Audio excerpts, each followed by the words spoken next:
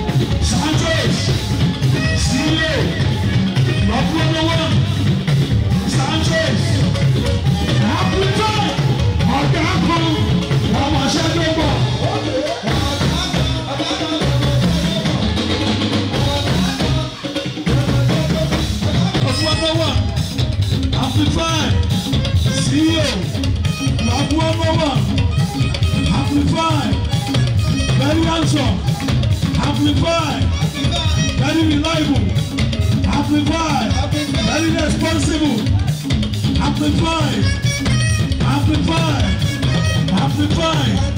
CEO, love one, CEO, love one, CEO, love one, amplified, ọ̀gá kan, ọmọ ṣẹ́ tó bọ̀.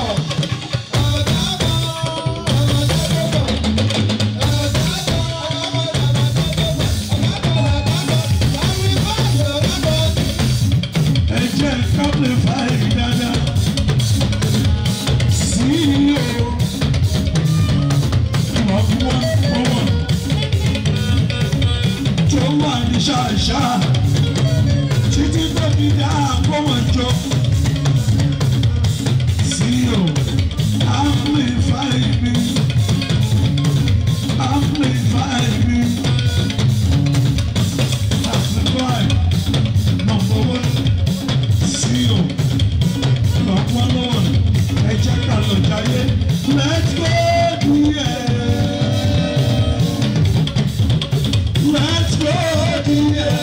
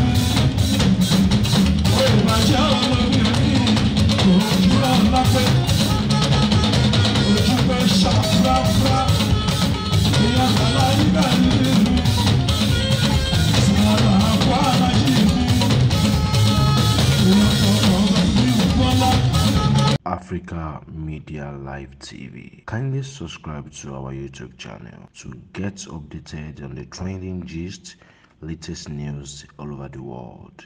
Like our page, subscribe, and share with friends. Thank you.